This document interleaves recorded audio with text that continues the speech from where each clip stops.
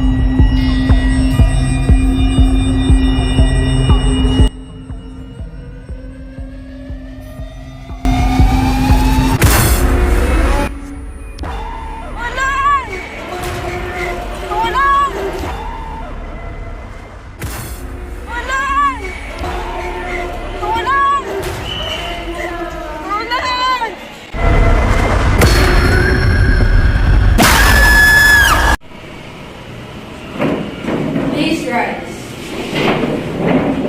The court of the Second Judicial Circuit, Criminal Division is now in session. The Honorable Judge Castillo presiding. Everyone but the jury may be seated. Miss Maria Rivera, please swear to the jury. Please raise your right hand. Do you solemnly swear or affirm that you will truly listen to this case and render a true verdict and a fair sentence as of this defendant? I do. You may be seated. Members of the jury, your duty today will be to determine whether the defendant is guilty or not guilty, based on the facts and the evidences provided in this case. The prosecution must prove that this crime committed and the defendant is the person who committed this crime. However, if you are not satisfied in this defendant's guilt to the extent, then the reasonable doubt exists and the defendant must be found guilty. So, Ms. Maria Rivera, what is the case today? Your Honor, today's case is rape. The Republic of the Philippines versus Paul Joseph Basalo. Is the prosecution ready? Yes, Your Honor. Is the defendant ready? Yes, Your Honor. Opening statement from the prosecution. Your Honor, members of the jury, my name is Jhay and I am representing the Republic of the Philippines in this case. Number one, we intend to prove that on April 29, 2003 at 9:30 p.m. at PN Street at Barangay Kalaanan, as Paul Joseph Basalo is found in the incident with the crime scene happened. Number two, he is the primary suspect because there are witnesses proving that he's the one who raped Ms. Clement. Please find Paul Joseph Basalo guilty in this case rape. Thank you. Opening statement from the defendant. Your Honor, members of the jury, my name is Aiza Giselle Corderos, representing Mr. Paul Joseph Basalo in this case. We intend to prove that on the day of April 29, 2023, Mr. Paul Joseph Basalo was hanging out with his friends and found in location of the incident. Please find Mr. Paul Joseph Basalo not guilty of the case. Thank you. Prosecution, you may call your first witness. Thank you, Your Honor. I call to stand the first witness.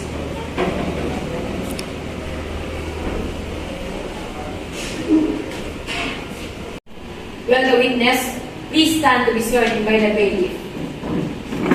Please raise your right hand. Do you swear to tell the truth, the whole truth, but nothing but the truth?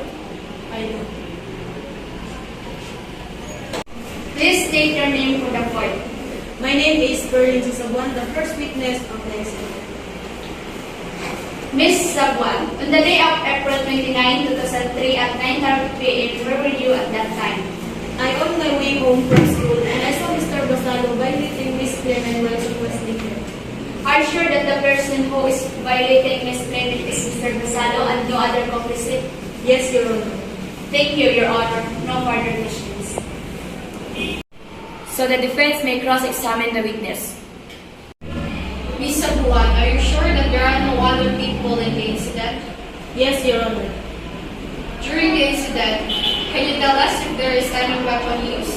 No, Your Honor. During the incident, did you really saw Mr. Paul Joseph Basalo sexually harassing Ms. Clement? I'm not sure, Your Honor. Thank you, Your Honor. No further questions. You may step down. Prosecution, you may call your second witness. Thank you, Your Honor. I call to stand the second witness.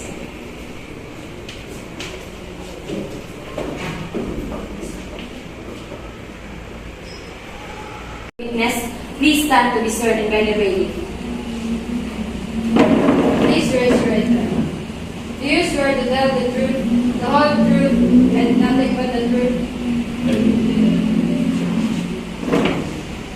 Please state your name in the court. I'm Max Valdivia. On the day of April 29, 2003 at 9:30 p.m., where were you at that time? I was passing by and saw Mr. Basalo talking to Miss Clement. What time did you saw Mr. Basalo? Around 9 p.m., Your Honor. During the incident, do you have a company? I was all alone, Your Honor. Thank you, Your Honor. No further questions. Defense, may you cross-examine the witness. Thank you, Your Honor. Mr. Valdivia, what did you do during the incident? Did you call for help? I was passing by and saw Mr. Basalo touching Miss Clement around 10 p.m. During the incident, does the suspect have a company or just did they drive alone? The suspect was all alone. Do you have a relationship towards the victim or the suspect? No, Your Honor. Thank you, Your Honor. No further questions. You may step down.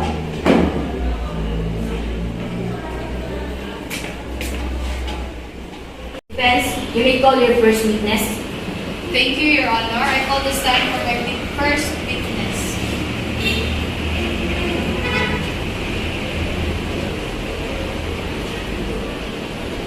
Will the witness please stand to be sworn by the bailiff? Please raise your right hand. Do you swear to tell the truth, the whole truth, and nothing but the truth? I do.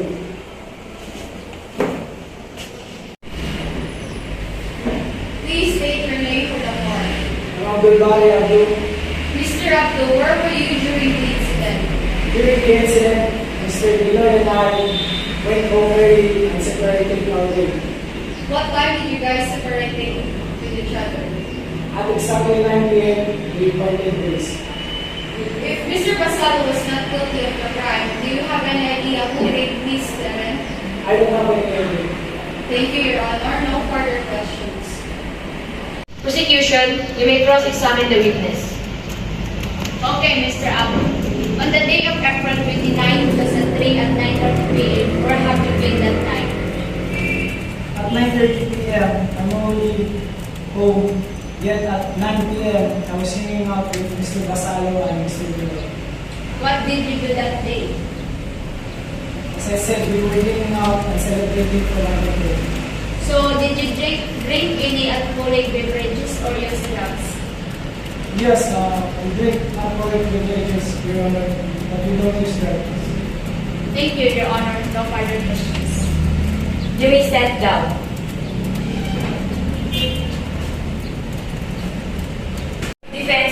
You may call your second witness. Thank you, Your Honor. I call the stand of my second witness.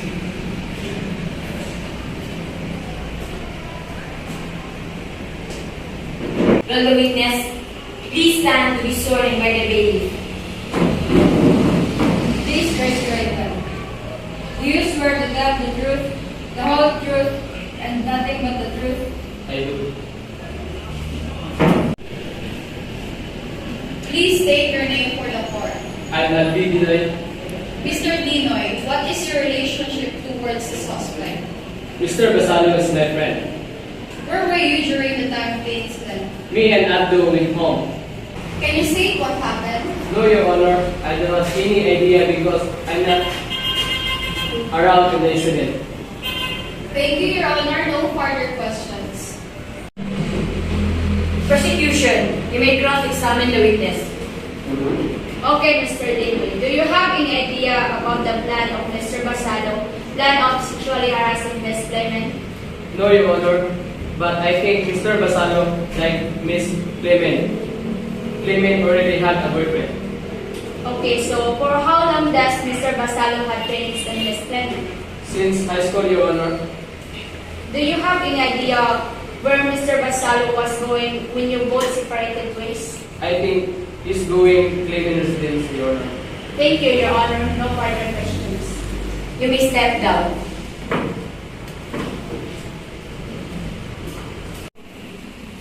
Both the prosecution and the defense have now rested their cases. The attorneys will now present their final arguments. Prosecution, you may begin. Thank you, Your Honor, members of the jury. Today you would hear the testimony about this case. I would like to remind some important information that you would consider in your decision. These facts includes, number one, truly that Mr. Basalo violated Ms. Clement according to our first witness, Ms. Perlingsi Sabuan, that she was on her way home from school in the exact time when the incident happened. Number two, it was proven to our second witness, Mr. Valdivia, when he saw Mr. Basalo talking with Ms. Clement when he was passing by when the crime scene happened. 3. It was proven that Mr. Basalo raped Ms. Clement because there are no other people in the incident. This find Paul Joseph, the defendant, guilty in the case rape. Thank you. Defense, you may proceed to your closing arguments. Thank you, Your Honor. Members of the jury, today you have heard the testimony about the rape case.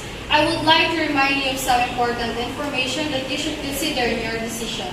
First is that Mr. Basalo was hanging out with his friends. Second, based on the statement of the witness that Mr. Basalo have a long-term feelings and cared for the victim, please find Mr. Paul Joseph Basalo not guilty of the case. Thank you. Members of the jury, you have already heard all the testimony concerning in this case. It is now up to you to determine the facts. You and you alone are the judges of the facts. Once you decided what facts evidence proves, you must then apply the law as I give it to you, to the facts as you find them. In just a moment, the bailiff take you to the jury room to consider your verdict. One of the first things you will want to do is to select a fourth person.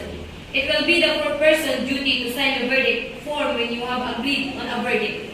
Whatever verdict you render must be the anonymous, which means that each and every person must agree the same verdict. The bailiff will now escort you to the deliberation room. All right. Have you reached a verdict? What say you? We, the jury, in the case of Republic of the Philippines versus Paul Joseph Basalo, find the defendant guilty of the charge of rape. Thank you, jury, for your service today. The court is adjourned.